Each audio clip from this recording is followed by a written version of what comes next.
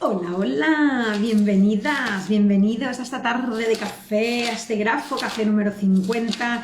Ya vamos a perder la cuenta dentro de poco. Hoy vamos a tener un grafo café especial, como todos los domingos, bueno, todos no, pero casi todos, donde vamos a hablar con un autor fantástico, que seguramente todas y todos conocéis, y estoy buscando por aquí, que me estoy volviendo loca con los papeles. A ver, vamos a ver si podemos conectar con él. Darme un segundo. Hola chicas, hola chicos, bienvenidos, bienvenidas. Preparen la taza de café, de té o el mate, depende del lugar. Vamos a conectar con el profesor Ricardo Fernández, autor de más de 10 libros. Además, muy bien explicado toda su tarea. Vamos a ver si podemos conectar ahora. Esperemos que dentro de poquito, de momento pónganse cómodas y cómodos, saben que pueden ir preguntando aquí en el chat escrito y podemos ir parando y aprovechen y seguro que Ricardo podrá contestar. Así que, a ver si encontramos aquí al compañero grafólogo Ricardo Fernández. Hola Inma, buena tarde, un pato desde Girona. Aquí lo tenemos, vamos a ver esta solicitud.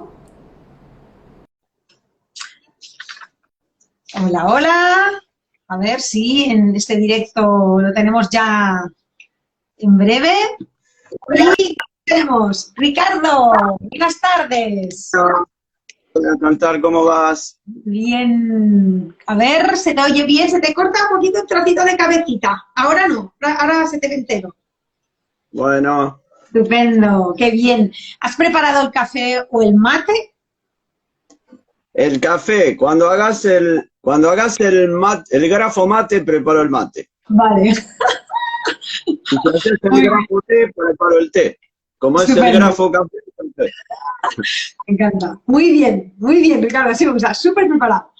Pues ya se han ido conectando, tenemos a la compañera Inma, grandes grafólogas y profesionales, estoy viendo aquí, Inma es de Girona, grafóloga, ROM Grafología, creo que es también argentina, aquí Grafología del Sur, SA Grafología, yo creo que es argentina, y bueno, de momento ya tenemos 7 personas, espero que estén todas preparadas con sus cafés y sus tés y sus mates. Y vamos a tener un grafo café que vamos a hablar de... mira que el título era largo, ¿eh? Grafo, psicología, grafo, psicopatología. Este libro que pusiste. Ah, estupendo. Luego veremos todos tus libros. Bien, veo que estás en la biblioteca, Ricardo. Perfecto para poder luego enseñarnos toda tu biblioteca y sobre todo los libros tuyos que a mí me encanta. Que yo tengo una, que es este, que me encanta, me encanta. Mira, ya tengo... muy didáctico, así que luego lo vemos. Lo leíste porque lo tenés marcado ahí. Sí, claro, sí. Bueno, pues si queréis, vamos a empezar a presentar a Ricardo, que seguramente mucha gente ya lo conoce, pero bueno, he podido extraer un resumen que he visto también en una página web, porque tu currículum es muy extenso, porque tienes más de 30 años de experiencia profesional, docente, investigador, autor de libros. Entonces, bueno, con tu permiso, voy a reducir un poquito tu currículum. Me parece que vos me habías dicho que te mande un currículum y me parece que no te lo mandé, ¿no? No te preocupes, que yo ya he rescatado en tu página web. Bien, pero he cogido uno que es de la presentación. Aquí estás en la Red Mundial de Grafología como el embajador de Argentina, entonces he extraído este que está bastante bien resumido y además cualquiera que quiere realmente conocer bien lo que haces, solo con comprar tus libros ya saben, ya tienes el currículum hecho. Bien, empezamos. Bueno, pues Ricardo Fernández es licenciado en psicología, es perito grafólogo, es profesor universitario y diplomado en neuropsicología. Es también profesor de grafología en la Sociedad Argentina desde del 1988 al 1994. Profesor de grafopatología. Dime. Atrás. Bueno, pero esto todo queda. Esto todo queda, Ricardo. Esto no se olvida. Bien, profesor de grafopatología y psicología jurídica en la carrera de calígrafos públicos nacionales en la Facultad de Derecho y Ciencias Sociales en la Universidad de Buenos Aires a partir del 2006 hasta la fecha. Profesor de psicopatología y técnicas de informes grafológicos, práctica profesional, técnicas proyectivas, en altos estudios desde el 2010 hasta la fecha. Ex profesor de grafología en técnicas proyectivas gráficas, en psicología de la personalidad, en psicología evolutiva en el Colegio Universitario Emerson. Ha realizado análisis grafológicos en selección de personal, orientación vocacional, asesoramiento y supervisiones en el estudio grafológico Tomati Fernández de la Ciudad Autónoma de Buenos Aires desde el 2002 hasta la fecha. Disertante de seminarios y jornadas sobre grafopatología, tanto en Buenos Aires como en otros lugares. También es autor de libros y aquí yo creo que es una de las ramas donde más se te conoce, o al menos yo te conozco a través de los libros, como curso básico de grafología, una metodología para escribir informes grafos psicológicos, la psicosis, el yo y el espacio gráfico, grafo-neuropsicopatologías, que de hoy hablaremos un poco, psicología para aprendices, el cerebro, las inteligencias y su manifestación gráfica, que este es el que yo tengo, y el cerebro, grafo-neuropsicoanálisis, entre otros muchos, ¿no? Sí, te olvidaste de los dos últimos. A ver, ¿cuáles? Estos no están aquí, ¿eh? ¿Cómo se titula? Que lo vemos en espejo. Test gráfico, grafología y... Con herramientas proyectivas, que salió el año pasado, y este que salió este año, recién hace poquito, cómo realizar informes de personalidad. Que reemplaza un poco el que comentaste antes de informes grafopsicológicos. Como ese no se volvió a editar, lo rearmé y lo amplié, y bueno, es como parte de ese libro está acá, pero este es más amplio y está distinto, pero parte de ese libro está. Bueno, pues estos son los que tendrían que también aquí renovar. Pero bueno, yo he cogido la chuleta, en España se llama la chuleta cuando, ¿no? Como en el teatro, ¿no? Que te están chivando, pues aquí tengo la chuleta del resumen del currículum. Bueno, Ricardo, ¿cómo llegas aquí a la grafología? A ver, esto es un tema curioso. ¿Cómo uno llega? ¿Cómo llegas tú? Yo te digo cómo llegué yo, viste, se puede llegar de múltiples formas, ¿no? Yo llegué a través de la psicología.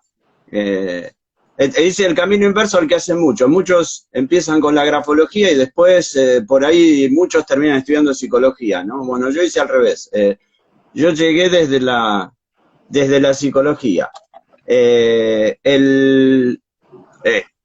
Yo trabajaba, ¿cómo arranqué con esto? Trabajaba en una clínica psiquiátrica acá en Buenos Aires, ¿no? Que tenía internación de pacientes de distintas patologías, psicóticos, depresivos, bueno, distintas patologías y consultorios externos. Bueno, yo trabajaba en esta clínica y había una paciente que era una esquizofrenia catatónica, tenía esta chica que solía escribirme textos, cartas, o en distintos momentos, o sea, un texto totalmente, como en muchos de esos casos, con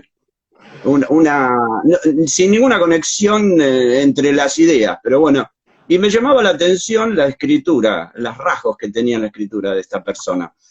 Y entonces yo de grafología de oídos nada más hasta ahí, ¿no? O sea, sabía lo que era la grafología, había escuchado, pero jamás había estudiado grafología ni había leído nada. Y entonces me pareció interesante los rasgos que tenía esa escritura de esta paciente. Y como había varios pacientes psicóticos internados, se me ocurrió empezar a pedirle escritura a todos los psicóticos que estaban internados. Y entonces empecé a ver las escrituras y empecé a ver que las escrituras me estaban diciendo algo, que no sabía bien qué era, ¿no? Y entonces, cuando junté unos cuantos escritos, un día, en un cumpleaños de un amigo, una cosa totalmente casual, una invitada de ese cumpleaños, que yo la conocía, me está contando que hace un curso de grafología, ¿no? Y me acuerdo, yo le decía, bueno, vos me salvaste entonces. Entonces le conté mi pequeña investigación muy amateur, porque en realidad no sabía bien qué estaba haciendo, más que juntar escritos y dibujos le pedía. Y entonces, y esta chica que recién empezaba a estudiar grafología me dice que, bueno, que ella recién empezaba y que todavía no se sentía preparada como para darme una explicación de patologías. Y entonces me ofrece el teléfono del lugar donde ella estaba estudiando, que es un lugar que vos lo mencionaste antes, que es el que te dije, bueno, ya no existe más, que es la Sociedad Argentina de Grafología, que existía acá en Buenos Aires. Y entonces se me ocurrió llamar por teléfono a este lugar, hablo con la directora de este lugar, le comento mi inquietud con la referencia a los escritos, que me gustaría hablar con alguien como para que me diera algún dato de todo esto que estaba haciendo. Entonces esta mujer, se llamaba Sara Kirschbaum, que era un poco la directora de ahí, me hace una cita con el hijo, que era Luis Kirschbaum, que, digamos, los Kirschbaum acá en Argentina en algún momento fueron uno de los que, digamos, trajeron, no trajeron, pues lo trajeron otros, a ver, Asturi y distintos otros autores, pero bueno, en los años 70, 80, los Kirschbaum, Balandras y demás eran los pioneros un poco por lo menos de la generación mía en la grafología, eran los que tenían institutos. Y entonces me hace una cita con el hijo, que era Luis Kirschbaum, que era psicólogo y también era grafólogo, y que traiga los papeles y que me iba a sacar las inquietudes. Entonces un día fui y me entrevisté con el hijo, con Luis, y llevo todos estos papeles que yo tenía y le cuento lo que estaba haciendo, que me gustaría sacar más información de eso porque me parecía interesante. Entonces, bueno, tuve una charla con él muy interesante donde, no sé, nos pasamos como 3 horas dentro de la oficina de él y me estuvo contando, me empezó a describir la psicosis en un papel, en cada uno de esos papeles que yo le estaba mostrando. Él me estaba haciendo una descripción de la psicosis. Me pareció muy interesante, me pareció alucinante. Y de esos sí, papeles, de esas escrituras, ¿conservas alguna por casualidad y la tienes a mano? Por casualidad, ¿eh? no, a ¿No? mano no sé si las tengo, pero sí las tengo. Si te tienes que ir a buscar en las cajas, Algunas tengo. Fíjate que la encuentro. si te tienes que poner a buscar en las cajas, tampoco te preocupes. Era por si la tenías a mano, como sé que estás en tu estudio. Sí, las tengo por acá, pero espérate. Bueno, chicos y chicas, esto es un momento del directo, no estaba pactado, así que es normal que Ricardo esté buscando en el baúl. Claro. ¿Lo tiene? Lo digo porque como puede ser muy interesante, ¿no? O sea, a la vez que tú vas contando, un poco, que podamos ir viendo también y así nos hacemos como una idea, ¿no? Pero si es a mano, ¿eh? Esto no está dentro del guión, ¿eh, Ricardo? Por ejemplo. Vale, esto sería una escritura de una persona con psicosis. Este era un paciente que tenía una esquizofrenia paranoide, con delirios de persecución. El esquizofrénico está disociado, tiene como una doble personalidad, ¿no? Donde estas situaciones donde a veces habita más de uno adentro de uno, digamos. Y entonces, no sé si, lo que pasa que acá no sé si observa bien, pero tiene como 2 tipos de escritura en el mismo escrito. Fíjense cómo varían los tamaños, por ejemplo, en la mitad, ¿no? Es como si estuvieran escribiendo 2 distintos. Sí. Ricardo, puede ser que, a lo mejor lo veo mal en espejo, pero la inclinación es irregular, va hacia la izquierda y va hacia la derecha. Exacto, es irregular. Les muestro otra, a ver, no sé si se ve bien ahí. Sí, es como también desproporcionada la escritura, una letra con la otra y desproporciones, la línea no se mantiene horizontal, ¿es así? Las remarcaciones, los retoques, la dificultad de construir los óvalos. Y parece una escritura como infantil, ¿no, Ricardo? Como parece una escritura infantil, ¿puede ser? ¿O era un chico infantil joven o cómo? Son adultos, son todos adultos. Mirá, a ver, un dibujo de un paranoico. No sé si se ve, una casa. Sí, fíjense, las ventanas parecen 2 ojos. Sí, es verdad. Por ejemplo, ¿por qué? Porque el paranoico que delira que lo persiguen es como que necesita de los ojos para ver quién lo está atacando. No sé, otras Mira, las líneas no son horizontales, ¿no? Veo aquí como... Son totalmente descendentes, pero encima descienden con sinuosidades, o sea, es totalmente inestable. Todos digamos, mucho retoque, mucha tachadura, o sea, no es un escrito normal. Sí, sí, sí. Eh, Y hablamos de no es adultos un- de 20 años, de 40, de 50, de 60, de... Había un poco de todo, ahora no me acuerdo cada uno, pero había un poco Vale. de todo. No sé si tengo algún otro, a ver, algún otro. A ver, por ejemplo, un dibujo de esquizofrenia, es varias casas, varios, o sea, hacen como estereotipias, o sea, dibujos estereotipados, repetitivos. eh, son, ¿Y pero tenía alguna explicación cuando le preguntabas si es que te daba, o sea, había alguna explicación coherente cuando les preguntabas a lo mejor o no tuviste la oportunidad? en general no, o sea, eh, el, entonces lo que empezó a pasar es como, ya te digo, yo llevaba todos estos papeles y Luis me explicaba la psicosis, o sea, las disociaciones, las fragmentaciones, un montón de cosas que después le puse nombre y hasta ahí no le ponía, y me pareció muy interesante. Y justo ese día, en esta entrevista, estuvimos como 3 horas, cuando terminamos, digamos, la entrevista, él tuvo que dejar la entrevista porque tenía que dar una clase, tenía un curso de grafología y tenía que dar una clase. Y entonces, en ese mismo lugar, entonces le pedí si no me podía quedar. Y me dijo, sí, sí, quédate. Y me quedé a escuchar la clase. Y me pareció tan interesante y demás que cuando terminó la clase le dije, che, voy a venir al curso, porque la verdad que me gusta. Y entonces me dijo, sí, sí, vení, incorporate. Entonces me incorporé al curso. De Eh, grafología. en grafología, en esa época, estoy hablando del año 84, 85.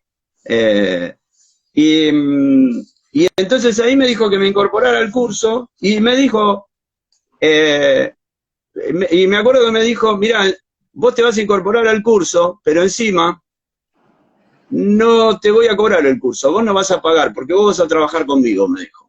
Ah, Eh, Y entonces hice el curso, tuve como 3 años a hacer el curso y después terminé trabajando con él, tal cual dijo él. He con trabajado Con Luis Kim. Kirschbaum, Kirschbaum. Con él he trabajado bastante, o sea, terminé dando clase en esa sociedad de grafología, que fue la que vos mencionaste en el currículum, hasta que, bueno, dejó de existir después. Después también trabajé con él dando grafopatología y grafopsicología en la carrera de calígrafo en la Universidad de El Salvador, que es una universidad privada acá en Buenos Aires, que todavía existe y que tiene un buen nivel.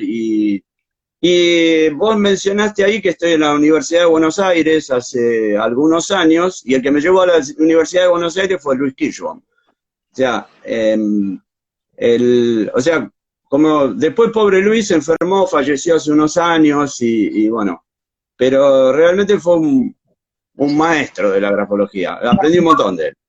O sea que tú empiezas siendo psicólogo, estudias psicología, luego te vas a estudiar grafología, tú ya estabas en el mercado laboral ejerciendo de psicólogo en un centro de salud mental, entiendo, ¿no? Entonces, de ahí vas captando todas las escrituras de personas con trastorno de salud mental, ¿no? Y entonces vas haciendo con la formación de grafología esa unión o esa asociación, ¿no? Entonces, yo te pregunto así como resumen, ¿qué es lo que en esos años de trabajo en salud mental, ¿no?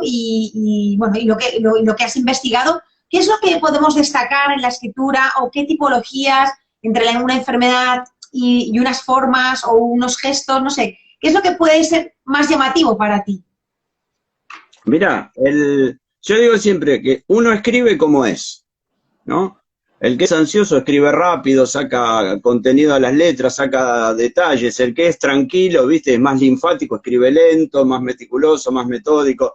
O sea, uno escribe como es. Entonces, estos escritos que les estaba mostrando, ven que están totalmente desestructurados, muy desorganizado lo que es el espacio gráfico. Por eso después hice un libro sobre el espacio gráfico y la psicosis, porque es uno de los aspectos más interesantes para ver en los cuadros psicóticos.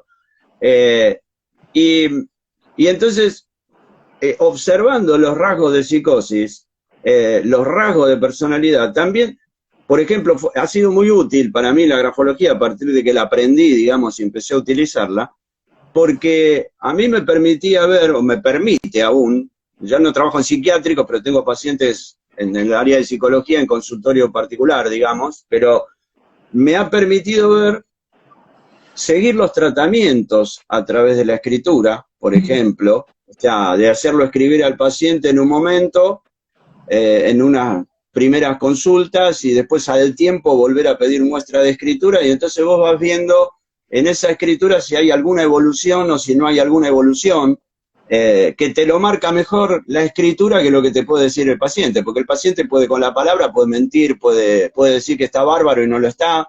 Y entonces la escritura te permite ver eso. Y con los pacientes psicóticos era muy interesante ver también cómo respondían a las medicaciones, porque por ejemplo, el paciente venía con un delirio de persecución y por ahí se lo medicaba, y entonces yo tenía el escrito del paciente en el momento que estaba delirando y tenía el escrito del paciente cuando había sido medicado. Y entonces ahí veía cómo mejoraba un poco la estructura de la escritura cuando estaba medicado, con lo cual me estaba dando un indicio de que la medicación estaba funcionando. O sea, después cada patología tiene sus, digamos, sus rasgos. No es que todos los psicóticos se escriben igual, pero hay algunos rasgos que te están marcando. Han visto que los espacios gráficos, la organización espacial de todo lo que les mostré, está bastante desorganizada en todos los casos.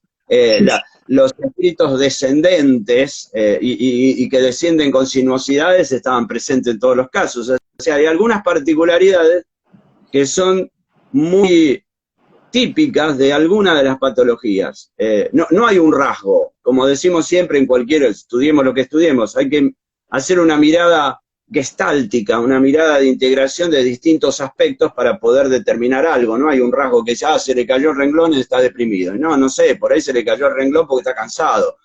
Claro. Hay una serie de rasgos que me permiten verlo, pero los pacientes psicóticos, sobre todo los esquizofrénicos, tienen algunas particularidades. Por ejemplo, suelen fragmentar las letras, o sea, las partes que tendrían que ir unidas, no sé, un óvalo de la D con una AMPA o una A con el trazo final, suelen disociarlas, separarlas. ¿Por qué? Porque ellos están disociados. Entonces, esos rasgos de disociación te los presenta la escritura. Una cosa, tú estás hablando del espacio y yo estoy pensando en el simbolismo del espacio, que nunca me acuerdo ahora el nombre del alemán o del suizo. ¿Cuál era? ¿Quién inventó el simbolismo? Pulver. Me confundo siempre con el otro. Vale, pues Pulver. Entonces, ¿tú aplicas el simbolismo del espacio de Pulver en una escritura de un paciente con trastorno mental? ¿Se aplica igual que en una escritura sin problemas de salud mental? ¿O a lo mejor tú le has dado una vuelta y ya no usas el espacio gráfico o no lo analizas de la misma forma?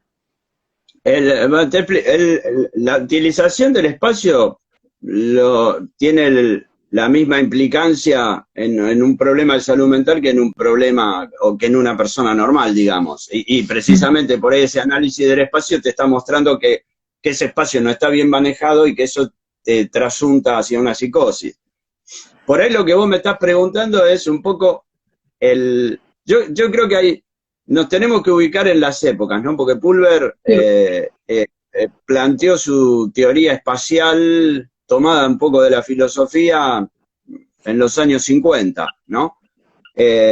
Y hoy con el avance de las neurociencias también digamos, es como que hay otra mirada también de cómo se dan estas cosas, ¿no?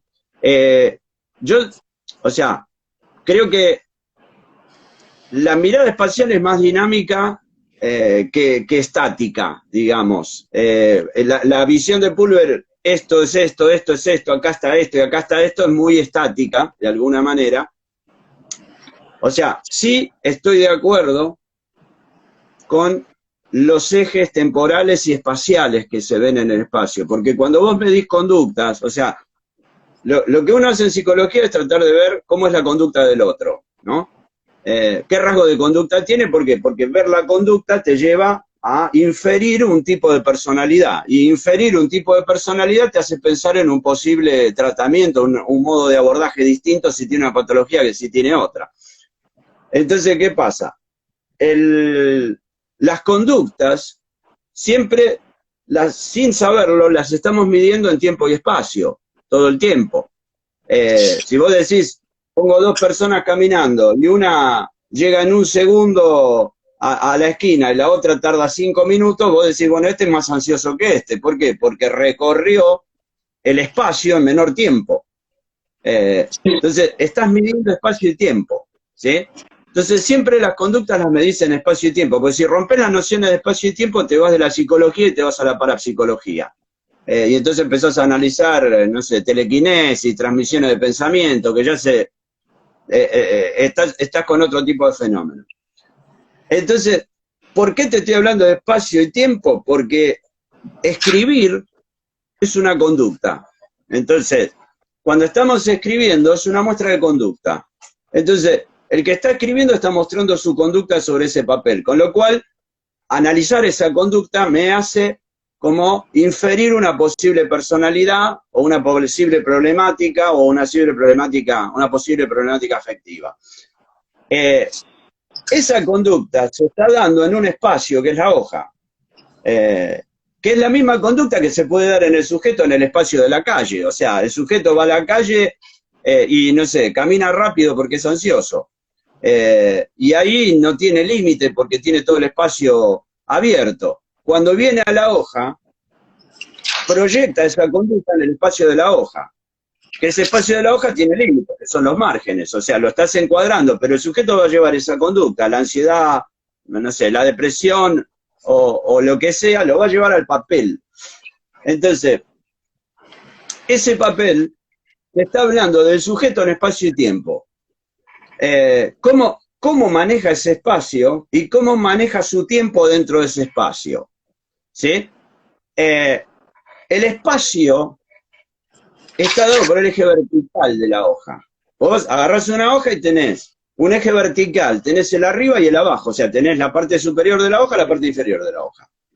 Ese es el eje del espacio, porque tiene que ver con la ubicación nuestra en el mundo. O sea, vos y yo y toda la gente que está aquí participando, a los cuales les agradezco que estén conectados, estamos ubicados en un espacio. Yo estoy en mi casa, vos estás en la tuya, y vos y yo estamos entre el cielo que está arriba y la tierra que está abajo. O sea, estamos espacialmente ubicados entre el cielo y la tierra. De ahí un poco viene el simbolismo de lo espiritual y lo mental con lo que está arriba, porque tiene que ver con el cielo. Y la tierra es lo más concreto, lo más práctico, lo más material. O sea, y corporalmente arriba tenemos la cabeza y abajo tenemos la cintura, los pies, las piernas, la sexualidad, lo que fuere. Entonces, espacialmente estamos entre el arriba y el abajo. Y eso pasan los años y seguimos estando en el mismo espacio. O sea, y izquierda, derecha, vos tenés el eje del tiempo. O sea, en nuestra cultura, que la escritura nace a la izquierda y sigue hacia la derecha, vos arrancás en el pasado, a la izquierda, y vas hacia el futuro, que es la derecha. Y en una misma letra, vos haces una A, y cuando estás haciendo la A, suponete que terminás el trazo final de la A, el buclecito que sale hacia afuera, la guirnaldita que sale hacia afuera. Entonces, donde tenés la virome, es el presente, que es lo más efímero. Pero todo lo que hiciste antes es pasado. Y lo que vos tenés por delante es el futuro. O sea que vos estás manejando espacio y tiempo, porque vos eso lo estás haciendo en un espacio, que es la hoja, y estás aplicando un tiempo para hacer eso. ¿Se entiende? Entonces estás midiendo conducta en espacio y tiempo.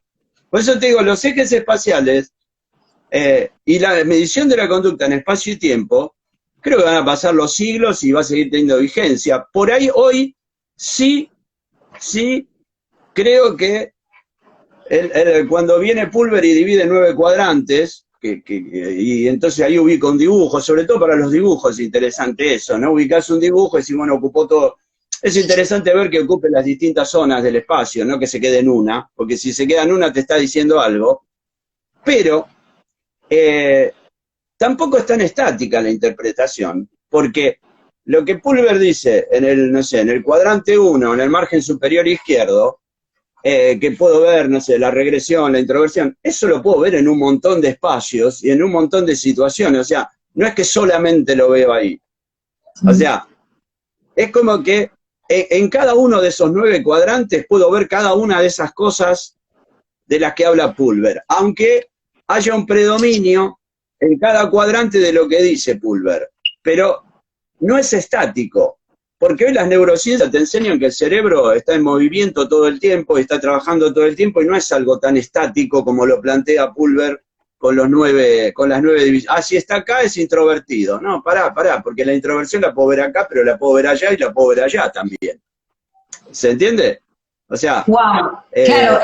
Pero entonces, si aplicamos ahora las neurociencias, Ricardo, al simbolismo del espacio de Pulver, ¿cómo, no sé, qué cambiarías? ¿O qué, no sé, o qué se modernizaría? ¿O qué quedaría obsoleto? No sé. Mira, acá hay una teoría que no está estandarizada, ni mucho menos, de un colega que se llama Leonardo Lembo, que hizo toda una reestructuración del espacio gráfico y fue dividiendo cada uno de esos 9 cuadrantes de Pulver, subdividiéndolo en 9 cuadrantes más, o sea, cada uno de esos cuadrantes subdividido en 9, y a su vez cada uno de esos 9 subdividido en 9, con lo cual quedaron como 729 espacios pequeños, donde, ¿qué empieza a pasar? Que lo que está en el margen superior izquierdo, lo encontrás ahí, pero lo podés encontrar en el medio, lo podés encontrar abajo. O sea, es como que cada aspecto, yo hablo de la introversión no la tengo en un solo aspecto, la tengo en un montón de aspectos que me van a ir sumando. Entonces, lo tengo que ver con esa dinámica, con otra movilidad. O sea, no ser tan estático, decir, bueno, esto está acá, es introvertido. Sí, por ahí me da introversión, pero tengo que ver otros aspectos para confirmar eso. O sea, como que por ahí es un poco más móvil la mirada, no tan estática. No sé si Claro, me pero yo daría por pienso, una clase. a la hora de analizar esos 9 cuadrantes, dentro de unos 9 cuadrantes, dentro de esos 9 cuadrantes, esto o sea, esto es como casi imposible, ¿no? O te tiras toda la tarde. Es un trabajo como para obsesivo, digamos, ¿no? Pero interesante, pero bueno, los 9 cuadrantes, esos se los podés aplicar a una firma, se los podés aplicar a un dibujo, los podés sacarle los 700 y pico que te digo, los 9 cuadrantes de Pulver se los podés aplicar a una firma, se los podés aplicar a un dibujo y te pueden dar datos. Lo que no tenés que como aferrarte ¿viste? Al simbolismo como que es así. Bueno, esto no me dio, acá en este cuadrante no ocupó nada, entonces este rasgo no lo tiene. Sí, por ahí lo tiene igual y te aparece en otro lado. ¿Se entiende? Sí. Claro, porque luego cuando dicen que la parte de arriba, ¿no? Hablan de pues la parte más espiritual, como si estuviera el Dios arriba, ¿no? Pero, y en la parte de abajo como más, bueno, más visceral o más terrenal, ¿no? Entonces, Dios, pero quién, ¿sabes? Si no crees en Dios, sí, o sea, es como, ¿no? A veces estos parámetros así queda como un poco... La parte de arriba tiene que ver con lo espiritual por esto de Dios que decís, porque el cielo está arriba y demás. Pero también tiene que ver con lo mental, porque la cabeza la tenemos arriba. Entonces, hay que ver, porque no es que porque hizo una AMPA muy alta, una zona superior muy alta, entonces es, no sé, devoto de alguna religión en particular. No. Grandeza. Claro. Por ahí, viste, tiene algo que ver con lo mental, hay que ver cómo se estructura, si lo infló, si no lo infló, viste, si por ahí lo hace muy alto, pero lo estrecha, o le da un movimiento más anguloso, o no sé, le corta el perfil y hace solamente el pleno, o sea, cada una de esas cosas te va dando distintas posibilidades, con lo cual te permite entender que por ahí el sujeto no es que es religioso, que es profundamente mental y muy poco emocional. Pero para poder determinar eso vos tenés que ver un montón de de otros rasgos que se te van a ir uniendo. No te podés quedar solo con lo que veo ahí arriba para decir que es muy mental. O sea, sí, es un dato, se va mucho para arriba, puede ser muy mental o puede ser muy espiritual, pero tengo que ver dimensiones, formas, presiones en cada uno de esos aspectos para ver lo que me está diciendo. Sí, ¿En qué espacio, en qué ambiente gráfico está ese escrito? ¿Positivo o negativo? Porque por ahí me cambia la interpretación también. Claro, esto que acabas de decir de positivo o negativo es otro punto que yo también tengo mis dudas aquí, ¿no? O cuestionado, o no, así como cuando hablamos de un texto positivo o negativo, ¿no? Yo, o sea, bueno, para mí los textos no son positivos, yo personalmente digo, no me gusta llamarlo positivo o negativo, ¿no? Es como, bueno, cada uno tiene una personalidad, una forma de ser, expresa de una forma, entonces no sé si el término positivo o negativo podría ser también obsoleto o se puede llamar de otra forma o se puede entender de otra forma. Porque vos lo que estás hablando de positivo o negativo no es de las características del sujeto, es del ambiente gráfico. O sea, vos estás hablando del ambiente gráfico. Si está totalmente si yo te muestro esto que te mostré recién, mirá, yo te muestro esto, Claro. El ambiente gráfico es negativo, porque es esperable, vos tenés algunos parámetros de organización del escrito, es decir, distribución, separación de letras, palabras, líneas, disposición, encuadramiento de márgenes, o sea, tamaños esperables. Luego tenés una serie de parámetros que te marcan, ¿no?, lo que es más esperable o menos esperable, ¿sí? Entonces, a partir de eso, bueno, este ambiente gráfico es positivo, porque, no sé, está ordenado, tiene buena distribución. Yo siempre digo, mira, tomando un poco, yo trato de integrar, cuando puedo, la escuela alemana de Clax y Pulver y demás, con la escuela francesa, ¿no? De Jamin y Bells y todos los que vinieron después, ¿no? Entonces, yo digo, hay tres aspectos en un escrito que son muy importantes para poder evaluar ese escrito en cuanto a características positivas, negativas y demás, que son el espacio, la forma y el movimiento, ¿no? Algunos autores incluyen el trazo, la presión como un cuarto aspecto.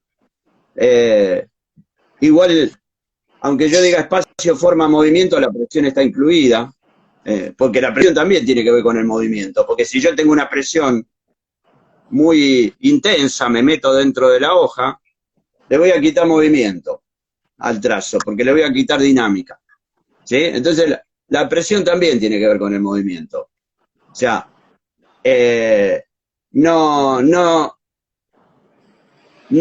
necesariamente tiene que ser un aspecto aparte, pero bueno, hay autores o hay personas que toman la presión como un cuarto aspecto o el trazo como un cuarto aspecto, que es totalmente válido, son distintas posturas y todas son válidas. Pero bueno, el escrito tiene que tener un equilibrio entre espacio, forma y movimiento, como dice la escuela alemana, ¿no? El ritmo vital del que habla Clax, ¿no? Esa escritura tiene que tener ritmo, tiene que tener dinámica, o sea, no tiene que ser algo estático, algo monótono, ¿no?, muy rigidizado, sino que tiene que tener un poco de dinámica, alguna simplificación, algún movimiento que le dé un poco de velocidad, porque el movimiento te da dinámica, te da creatividad. O sea, una persona creativa tiene algo de movimiento, si no hay movimiento no hay creatividad. Creatividad no hablo para ser un artista, hablo para una creatividad para vivir, para resolver problemas de tu vida, para, no sé, enfrentar... buscando soluciones, no sé, en tu trabajo, o sea, creatividad para poder resolver cuestiones en la vida, hablo de eso, no de ser artista, ¿no? Y el movimiento te da creatividad, ¿no? Pero ¿qué pasa? Sí. El movimiento que tenga el escrito no puede ir en detrimento de la forma ni del espacio. O sea, si el escrito tiene movimiento, ¿no?, y sí, la forma, a pesar de algunas simplificaciones y algún dinamismo que el sujeto le da a la forma, se mantiene y se puede leer y no se hace digamos, una complicación de retoques, remarcaciones y desprolijidades, y respeta el espacio, o sea, separaciones de líneas, palabras, letras, márgenes encuadrados, es un escrito que va a ser más positivo que negativo. Todos tenemos algo bueno y algo malo, por ende en el peor escrito voy a encontrar cosas buenas y en el mejor escrito voy a encontrar cosas malas. Pero si hay un equilibrio entre el espacio, cómo estructuró el espacio, la forma que no se pierda y que ese escrito tenga movimiento, ese sujeto seguramente va a tener bastantes aspectos positivos. Cuando se desestructuran esas tres variables y empiezo a encontrar aspectos negativos. Por ahí tiene movimiento, pero perdió la forma y desorganizó el espacio. Entonces ese movimiento ya va a ser negativo. Entonces, por ahí no me está hablando de dinámica y creatividad, por ahí me está hablando de impulsividad. O sea, es como que yo puedo entender lo que me está diciendo el movimiento, lo que me está diciendo la forma, en función de los otros aspectos, no aislados. Ya, tú estás diciendo que lo que es espacio, movimiento y forma, ¿no? Que estos son estos tres aspectos gráficos así para tener en cuenta, tienen que estar vinculados, o sea, tienen que tener una relación. Si tienes mucho ritmo y no hay espacio o no hay movimiento, ¿no? O sea, como tiene que ser una cosa coherente para que tenga, bueno, para que el análisis sea como una personalidad, bueno, pues para contratarla, pues más o menos. Es así, o sea, tiene que tener digamos, un buen diálogo, como dice Juan Allende, que hace mucho que no lo veo al amigo Juan Allende, pero bueno, Juan Allende habla de que el escrito tiene que tener un buen diálogo entre lo escrito y lo no escrito, como dice Juan Allende, ¿no? O sea, entre lo que está escrito y lo que no está escrito, o sea, que es entre el texto y el blanco, o sea, el blanco son las separaciones entre letras, las separaciones entre palabras. La letra es el yo, ¿no? Decimos siempre, la letra es como una representación del yo. Entonces, el espacio blanco es lugar del no yo, del otro. Entonces, si vos haces una buena distribución espacial y ocupás el espacio que corresponde, estás hablando de un yo que se integra bien al mundo, pero que también le da lugar al otro, con esas separaciones.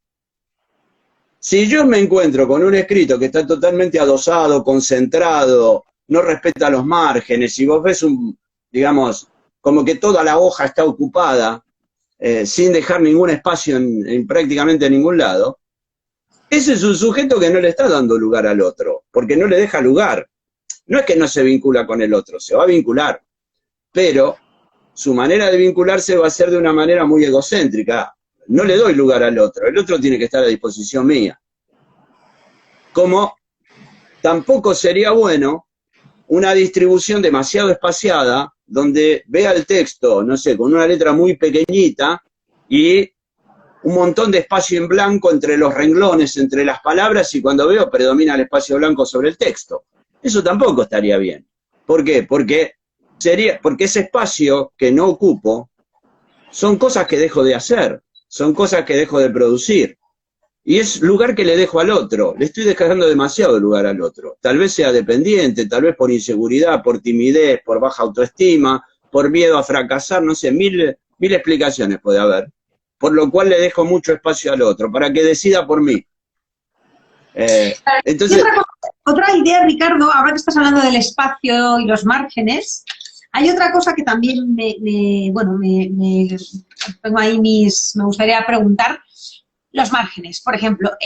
Claro, nosotros nos han dicho, pues hay un 0,5, 1,5 del margen izquierdo que hay que dejar y el derecho hay que dejar tal. Pero esto es como un patrón quizá también que lo veo antiguo. ¿Por qué ahora hay que dejar un margen? Porque a lo mejor ahora es más moderno empezar sin márgenes y no está mal, ¿no? O sea, entonces, claro, ahí también es otra de las cuestiones que yo me planteo, ¿no? De decir, seguimos usando ese patrón, ¿no? de estudio de los márgenes, tiene que ser el del izquierdo un espacio así y en el del derecho hay que dejar aquí y arriba tal y abajo tal, ¿no? Entonces, para que sea correcto, para que lo valoremos bien, ¿no? Entonces, ¿dónde está lo bien, lo mal, lo obsoleto, lo no, lo moderno, ¿no? Estas son cosas así que me van surgiendo. Está bien lo que decís. Viste, yo creo que con los números, de tanto por ciento acá, tanto por ciento allá, está bien que existan, pero no hay que ser tan rígido, ¿no? Porque, no sé, tengo tiene que tener un 5%, tiene el 4,5% y considero que está mal, ¿viste? Y bueno, por ahí tiene que tener un poco de flexibilidad con esa mirada, ¿no? Donde sí es bueno que exista un poco de margen izquierdo, un poco de margen derecho, que no se trague los márgenes, porque si no por ahí te habla de impulsividad. Después, lo que vos decís que es válido, también tiene que ver con una, por ahí falta, hoy en día, creo que es una deuda pendiente de la grafología, que tal vez se lo vamos a dejar a los grafólogos más jóvenes que la puedan hacer, así yo me salvo, que es como una reactualización, tal vez, de todos estos parámetros, porque esos parámetros de los que hablaba Belso, de los que hablaban distintos autores, Andró y demás, tenían que ver con un contexto cultural y con una forma de vida que hoy es diferente. Entonces, tendríamos que volver a hacer estadísticas para poder confirmar o para poder ver qué es lo que pasa hoy. ¿Se sigue respetando eso o hay variaciones? Mira, te cuento algo que no tiene que ver, pero tiene que ver. Un amigo acá en Buenos Aires, Héctor Tesoro se llama, que es grafólogo y es licenciado en Recursos Humanos. Y Héctor hizo un libro hace unos años, que creo que lo tengo por acá, que se llama Letras Saltarinas. A ver si lo encuentro. Mira, acá está. No, letras desobedientes, no saltarinas. Letras desobedientes. Sí. Es muy interesante lo que hizo. Él se le ocurrió, él estaba dando clase, te cuento lo que contó él, cómo se le ocurrió ese libro, estaba dando clase y había dado una serie de rasgos gráficos que supuestamente presentaba la homosexualidad, ¿no? ¿Viste? La jamba Tenocho, estas cosas que decían Bell, Sandro en mucho tiempo, ¿no? Entonces dio una serie de rasgos que podrían estar denotando homosexualidad. Y se levanta un alumno y le dice, mira, disculpame, yo soy homosexual y no tengo ninguno de todos esos rasgos que vos decís que tienen los homosexuales. Y le mostró los escritos de él, y a partir de eso se planteó hacer una investigación, a ver si lo que decía Bell, Sandro y demás se sigue confirmando hoy o si hay alguna variación, porque ellos estaban hablando de los años 50, 60, 70. Bueno, entonces no hizo una investigación como para decir, corroboró con millones de casos el tema, pero hizo una investigación sobre, creo que eran 150 o 200 casos de personas con conductas, digamos, con homosexualidad, sean mujeres, sean hombres, bueno, y corroboró los datos. Entonces, ¿qué fue haciendo? Fue haciendo un listado estadístico de, no sé, jamba Tenocho. Te digo, ahora no me acuerdo los porcentajes, pero por ejemplo dice, bueno, lo vi en un 20% de los casos, con lo cual no es significativo hoy, la jamba Tenocho. Tal otro rasgo. Bueno, apareció en un 15% de los casos.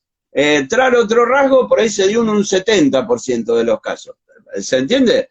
Entonces hizo, en base a unos 200 casos, hizo como una reactualización de lo que decían Belso, Sandro. Él a la conclusión que llega, lo que dijo Belso, Sandro, hoy estaría en duda. Lo que no quiere decir que ellos cuando lo hicieron o lo dijeron no sería así.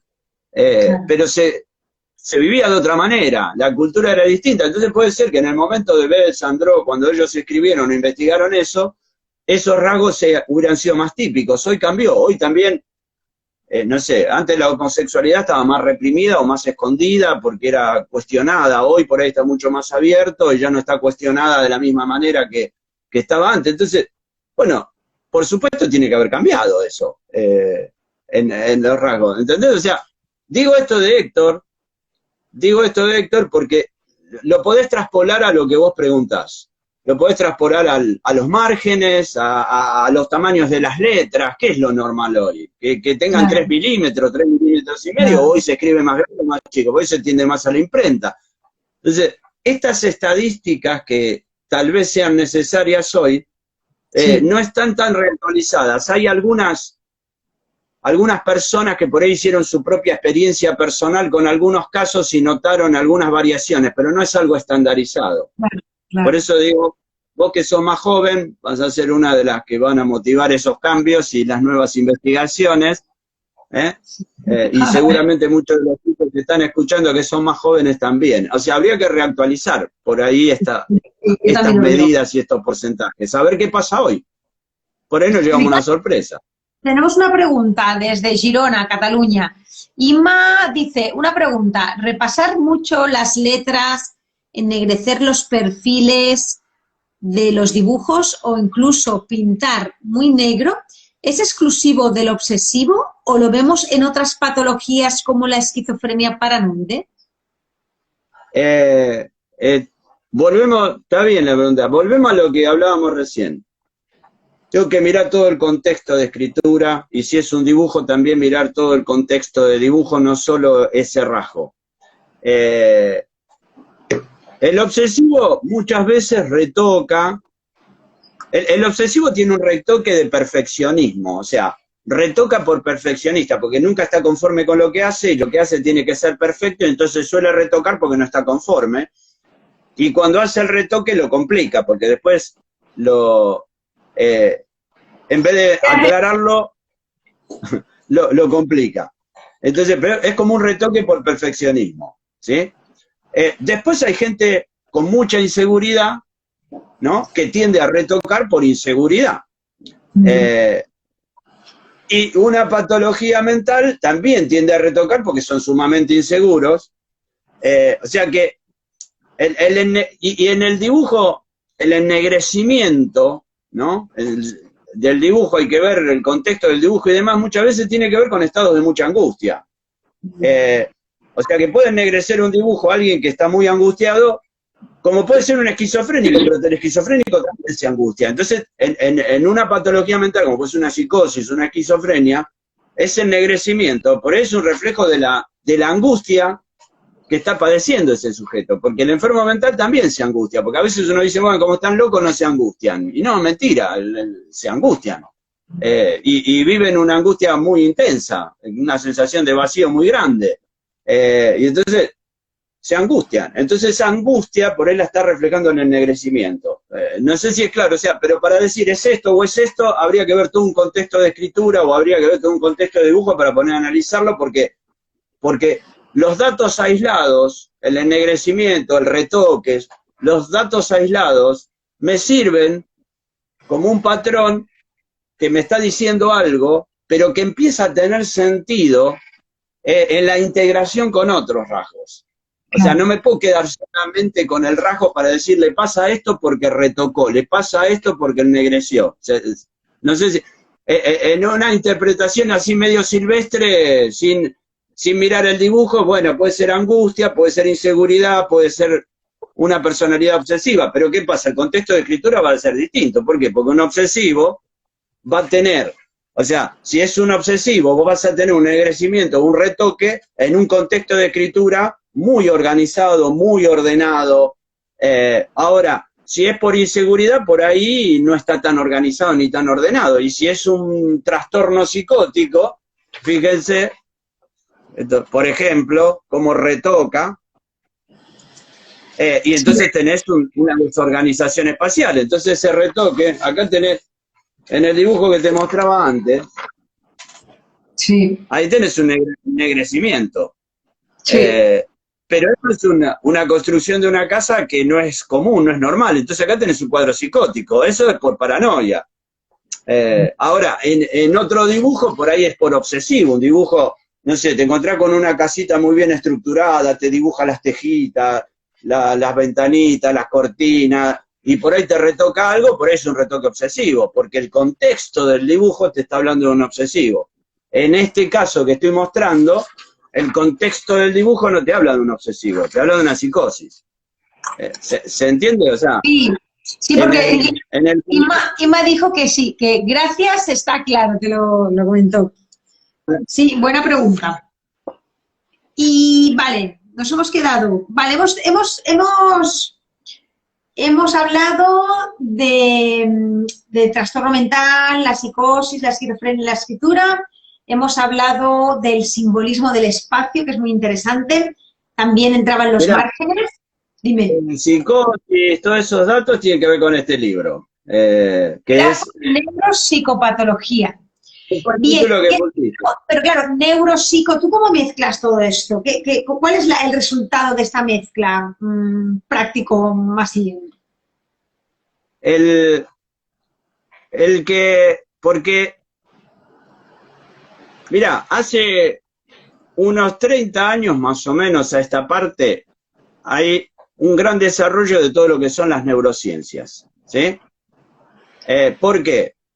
Porque vos imaginate que hoy existen un montón de, digamos, de medios, ¿no? De tecnológicos que hacen que se puedan investigar un montón de funciones del cerebro que antes no se conocían. ¿Por qué? Porque es muy simple, porque pensá que antes, te hablo 50 años atrás, cuando querían saber lo que había pasado en el cerebro de alguien, tenían que esperar que se muera, extirparle el cerebro y ver lo que pasó. Entonces, hacía, viste, no sé, el famoso caso de Phineas Gage, de que le atravesó una viga el cerebro, Sí. y Phineas Gage era un empleado de ferrocarril, creo que era en Londres, que el tipo era un negociador con la empresa, con los operarios, planificador de tareas, tenía gente a cargo, y el tipo un día era experto en explosivos, un día hacen explotar una montaña para hacer pasar un ferrocarril y una viga se desprende en esa explosión y le atraviesa la cabeza y se le clava ahí en el cerebro. Y todos pensaron que se iba a morir y entonces lo llevan al hospital, los médicos dijeron que le tenían que sacar la viga porque no había forma de que viva y que lo más probable es que le sacaban la viga y se moría. Le sacan la viga y no se murió. Y encima después del tiempo se recuperó. Y un día volvió a trabajar. Y cuando volvió a trabajar ya no era el mismo tipo planificador, organizador, un tipo impulsivo, agresivo, se peleaba con todo el mundo. Y entonces nadie se entendía qué es lo que había pasado con Phineas Gage. Después lo terminaron echando del ferrocarril y terminó trabajando en un circo porque estaba todo deformado por el accidente que había tenido. Y se murió muy joven, creo que tenía 40 años, 42 años me parece que tenía cuando se murió. Bueno, cuando se muere Phineas Gage, deciden extirparle el cerebro para ver qué es lo que había pasado en ese cerebro. Y entonces descubren que lo que había pasado es que esa viga había atravesado el lóbulo frontal del cerebro y que había perdido todo el control de impulsos, el control de la agresividad y demás, precisamente por esa lesión. Con lo cual, ahí descubren cuáles son las funciones del lóbulo frontal. O sea, digo, mirá, digo, cómo iba la ciencia avanzando con lo que podía. Claro. Hoy, ¿qué pasa? Con toda la tecnología que existe, hoy no tenés que esperar a que alguien se muera para saber lo que pasó en el cerebro. No sé, ¿querés saber un asesino serial? ¿Querés saber lo que pasa? Le conectás 2 cables en la cárcel, viste, a una computadora y te está diciendo lo que pasa en el cerebro. Entonces, ¿qué pasó? Con esos hallazgos, las neurociencias han descubierto un montón de cosas que antes no se sabían. Sí. Y una de las cosas que descubren las neurociencias es lo que hoy se conoce como los neurotransmisores químicos. Y esto cambia radicalmente todo lo que puedas pensar en cuanto a la salud mental y en cuanto al manejo de las emociones. ¿Por qué? Porque esto no se sabía. Entonces, ¿qué pasaba? Yo hice el secundario, cuando iba al colegio secundario hace unos cuantos años, y tengo todavía el libro que usaba en anatomía y fisiología del sistema nervioso, y el libro ese de 4º año del colegio secundario decía que las neuronas se conectaban y enviaban información eléctrica, lo cual es verdad. Pero lo que no se sabía es que aparte de la información eléctrica, también enviaban información química, y eso cambia todo. Esto de la información química, Freud, en el año 1890, ¿no? Sí. Escribió un texto que se llama Proyecto de una psicología para neurólogos, ¿no? Freud era neurólogo y quería explicarle psicología a los neurólogos. Entonces, en ese texto trata de acercar a los neurólogos una mirada psicológica de las problemáticas o de las patologías. Y en una parte de ese texto, de ese trabajo, Freud está relatando o está contando cómo funcionan las neuronas, ¿no? Y en ese momento se sabía esto que yo decía, que las conexiones neuronales eran eléctricas, ¿no? Y Freud en el año 1890 dice que con las neuronas y el funcionamiento neuronal pasa algo más que no lo sabemos. Pero acá hay otra cosa que no se sabe. Algún día la ciencia lo va a descubrir. O sea, eso lo dijo Freud en 1890 sin imágenes, sin toda la tecnología de hoy. Eso que dijo Freud en 1890 lo descubren las neurociencias hace unos 30 años, gracias a las imágenes que hoy se pueden tener, que las neuronas conectan información eléctrica, pero también conectan información química. Esa información química que conectan las neuronas tiene que ver con todas las emociones que sentimos, la alegría, la tristeza, la rabia, el amor, el odio, todo lo que sentimos es producido por los neurotransmisores químicos que el cerebro conecta. Entonces, ¿qué pasa? Hoy se sabe que nosotros funcionamos, nuestra conducta es producto de nuestro cerebro que la produce. ¿Y cómo produzco la conducta? Tengo una información que es genética, ¿no? Que heredo, ¿viste? Como heredamos algún rasgo físico, no sé, los ojos de mamá, el pelo de papá, ¿no? Bueno, también a veces heredamos rasgos de conducta, ¿no? Tengo padres muy ansiosos, por ahí heredo un poco de ansiedad. Si tengo padres depresivos, por ahí heredo algún gen de depresión. Y si tengo padres esquizofrénicos, por ahí me como un gen de esquizofrenia. O sea, hay una herencia genética que no nos determina, pero sí va ayudando a que seamos lo que somos. Sí. Pero junto con esta herencia genética, tenemos una grabación en nuestro cerebro que tiene que ver con el ambiente donde nos formamos, o sea, nuestra familia, nuestros padres. Ahí entra Freud, el complejo de Edipo, todo lo que quieras poner, la crianza, etcétera, etcétera. Es toda información que tiene grabada nuestro cerebro. Y después cuando actúo con la información que tengo grabada, ¿sí? Entonces, mi conducta, el hecho de que yo, no sé, me deprima en una dificultad o sea optimista, igual intente superar el obstáculo y llevarme el mundo por delante, o sea, la actitud esa que tengo ante el mundo, tiene que ver con la genética que traigo, pero tiene que ver con mi crianza, tiene que ver con los valores, con lo que me han transmitido mis familiares. Todo lo que nos cuenta Freud o los distintos autores está ahí grabado. O sea, ¿qué pasó con el complejo de Edipo? Si mi mamá me sobreprotegió y no me dejó crecer, si me pude desprender y pude crecer, todo eso que me pasó en la infancia y que va a ser motivo de mi conducta, que es la que estudia psicoanálisis, es parte de lo que va a generar que mi cerebro funcione y cuando yo tenga que decidir hacer o actuar, mi cerebro vaya a conectar neurotransmisores químicos que me van a hacer actuar de una u otra manera. Entonces, no está desprendido la historia de uno, de lo que habla la psicología, el psicoanálisis, de lo que pasa en el cerebro, porque esa historia está grabada en el cerebro. Y el cerebro con esa historia actúa y conecta neuronas y neurotransmisores que nos llevan a actuar de una manera u otra. Por ende, la psicología, la neurología, la mirada psicoanalítica que quieras, está todo integrado. Y eso lo llevamos después al papel. Porque después escribimos como somos. cómo nos criaron, con los mensajes que tenemos. Y también escribimos de acuerdo a los neurotransmisores químicos que el cerebro está conectando. Porque si el cerebro me está conectando endorfinas y me está conectando dopamina, mi escrito va a tener un reflejo de eso. ¿Por qué? Porque el escrito va a ser más abierto, con óvalos más abiertos, con gestos más suaves, con trazos finales hacia adelante y hacia arriba.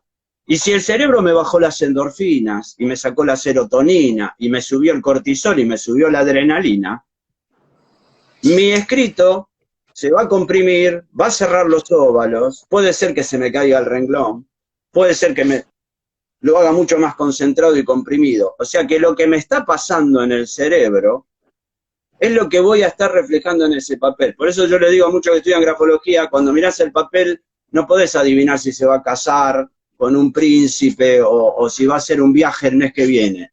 Lo que podés hacer es ver lo que pasa en el sistema nervioso del sujeto que está escribiendo. Entonces, para mí la grafología es como una herramienta que te permite ver lo que pasa en el cerebro, y ese cerebro es producto de una historia familiar, es producto de una genética, y nos hace actuar de una manera. Para mí la grafología, las neurociencias, la psicología, el psicoanálisis son parte de una misma cosa. No sé si te contesté o te mareé, Santal. Es que mira lo que estoy haciendo. Llevo ya 3 páginas, no paro. Cuando me ves así es porque estoy tomando nota de todo, porque me encanta. O sea, vamos, podría estar aquí toda la tarde. Aunque ya, vamos, tenemos que ir llegando al final porque yo creo que ya llevamos más de 1 hora y media. Bueno, aquí tiene Ángeles dice, impecable toda la exposición. Grande Richard. Gracias, Ángeles, un amor, Ángeles. Es una amiga, no sé si se nota. Sí, sí, la conocemos todos con referencia grafológica. O sea una genia, Ángeles. Ángeles es Ángeles, regístrenla porque es una de las que va a ser el futuro de la grafología. Ángeles y varias más, ¿no? Por supuesto, pero Ángeles es una. Me alegro mucho. Bueno, esto ha sido fantástico. De momento, fíjate que hemos hablado de salud mental, de escritura, de patología, ¿no? De grafología y de la parte esta de la neurociencia. O sea, has hecho una explicación brillante, Ricardo, además muy pedagógica y de las que, bueno, mira, grafología del sur, me encanta escucharte, Richard. Gracias, Marcela. Verónica Camese, excelente. Bueno, gracias a todos. Gracias a todos los que participaron por estar esta tarde acá. En vez de estar tomando sol, están acá participando de esto. Por lo menos en Buenos Aires, que es un día de sol, ¿no? No sé, en España ya es de noche. Sí, no, aquí no. Duclos Mabel, excelente las explicaciones y los ejemplos. Inma de Girona, magnífica explicación y yo no soy tu amiga de momento. la Inma. Bueno, pero gracias. Lo serás. Luego, Grafomente, gracias por la charla. Graciela Fanelli. Como siempre, excelente nuestro profesor. Gracias, Graciela, una alumna de uno de los institutos donde doy clase. Aquí otra compañera, Thais Espinoza, excelente expositor. Siempre que veo al profesor aprendo demasiado. Gracias por sus conocimientos. Saludos desde México. Muchas gracias. Los amigos mexicanos también, que tengo ahí varios amigos en México. Qué bien, me encanta. Bueno, al final, bueno, llevamos muchísimo hablando y yo creo que vamos a tener otra charla de estas de Grafocafé porque yo me he quedado con las ganas, aparte de que estoy leyendo tu libro, El cerebro y las inteligencias múltiples y su manifestación gráfica. Me encanta, o sea, me parece que escribes de una forma muy pedagógica, muy clara, con mucho conocimiento y además el contenido es de valor, no hablas paja, hablando mal y pronto. Aquí tenemos otra compañera que dice, a ver, Luque María del Pilar, como siempre, excelente su exposición. Susana Binden, excelente, gracias, abrazos a distancia. Grafomente, envío un mensaje a tu inbox, Grafofusión. Vale. Room Grafología, muchas gracias, siempre clarísimo, Ricardo. Matilde, wow, ¿cómo puedo conseguir? Otra amiga, René. Dice, ¿cómo podemos conseguir el libro en España? Queremos, dice aquí otra compañera, Duclos Mabel, queremos seguir escuchándolo. Ay, espérate, Gracias, que estoy Mabel, leyendo. otra amiga. Hay muchas amigas ahí, por eso hablan bien, ¿eh? O sea, no. Chicas, aquí dice chicas paseanderas. Gracias, Ricardo, un placer escucharte, un genio.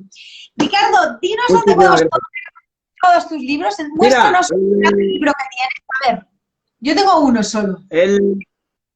bueno, A ver, lo que por él yo los puedo enviar a España. El problema que tiene son los costos de los envíos. Pero bueno, cualquier cosa, si no lo consiguen. Amazon, por ejemplo, no. Amazon distribuye, pero no libro papel. Algunos de los libros míos los tiene Amazon, pero no libro papel, sino que lo tiene digitalizado. Y entonces distribuyen libro digitalizado. O sea, que es una posibilidad. Los que quieran el libro papel, digamos, tendría que averiguar si hay alguna librería en Madrid que los tiene, que podría ser, y si no, yo se los puedo enviar. El tema son los costos que tiene el envío, que es bastante, sale mucho más que el libro, el costo del envío. claro. Y no tengo problema, porque yo he mandado hace poco a España, he mandado a México, a Brasil, no sé, donde me piden los mando. Así que yo no tengo problema en mandarlo. Si me ubican ahí mismo en Instagram, me escriben por el privado, arreglamos cómo hacer en el caso de que alguno lo quiera, averiguo cuánto sale el costo y les digo cómo sería. Yo no tengo problema, lo pongo en un sobre y se lo mando a España, lo mando donde sea. El tema son los costos, ¿no? Pero bueno, me escriben, mi Instagram es rfernández, un guión bajo y grafopsicología. Así que no es tan difícil. O sea, rfernández, guión bajo, grafopsicología, me escriben por privado y arreglo con cada uno, el que lo quiera, arreglo con cada uno cómo hacer. Bueno, igualmente Ricardo Fernández, buscáis en Google Ricardo Fernández, grafólogo, ya te digo yo que sale todo, sale su página web, podéis tener atención directa con él, además es una persona muy cercana, o sea que no... Aquí tenemos otra compañera que dice, saludos desde Ushuaia, Argentina, no soy amiga, pero tuve la oportunidad de conocer, excelente profesional y expositor. Bueno, muchas gracias. Ushuaia es un lugar hermoso aquí en el sur de la Argentina. Para los que alguna vez vengan de Europa, vayan a conocerlo, es hermoso. Aquí también Ángeles nos comenta que estará pronto en la Feria del Libro, ¿no? Que nos pasemos todos por la Feria del Libro. Sí, la semana que viene empieza la Feria del Libro aquí, van a estar en la Feria del Libro, sí, también. Claro, eso para los argentinos, para los que estamos aquí un poco más lejos, ¿no? Pero bueno, ya te digo yo que si yo lo he encontrado y voy a ir a por más tuyos, ya te lo digo, o sea, yo lo recomiendo, mira esto, ¿eh? Y sigo con más. Fantástico, de verdad, Ricardo Fernández. Nos vamos a ver seguramente en otro Grafo Café, si te apetece, será un grafo mate o lo que tú quieras, porque yo creo que nos ha quedado tantas cosas en el tintero que podemos hablar, pero ahora para no estar aquí, que yo estaría encantada, pero tenemos que ir cerrando. De verdad que muchísimas gracias, Ricardo. Cuando vos quieran, nos contactamos, que tenés mi WhatsApp y todo, nos contactamos y lo combinamos y no hay problema, lo haremos. Cuando vos quieras. Estupendo. Gracias, Ricardo, por esta tarde, por este café, por tu explicación, por tu generosidad. De verdad, muchas gracias. Gracias a todos los que participaron y gracias a vos por la invitación. Que sos la que me abriste el lugar a este espacio, que yo no lo conocía. Hasta me hiciste abrir un Instagram, mirá. Eso es fantástico, así te verán más. Es importante que todo lo que estás escribiendo es tan hermoso que tienes que darlo a ver, así que tiene que ser una ventana. ¿Vale? Tiene y gracias a todas vosotras, que está bien que tengas un Instagram para que te vean y te conozcan aún más, porque tienes libros que tienes que compartir. Es fantástico. Bueno, gracias. Gracias a todos. Gracias, chicas y chicos, por participar. Nos vamos a ver próximos domingos, que tengo más Grafo Café por allí, y repetiremos con Ricardo Fernández. Chao, os quiero. Bueno, cuando quieran. Bueno, un gusto y un saludo a todos. Gracias por participar. Chao. Chao.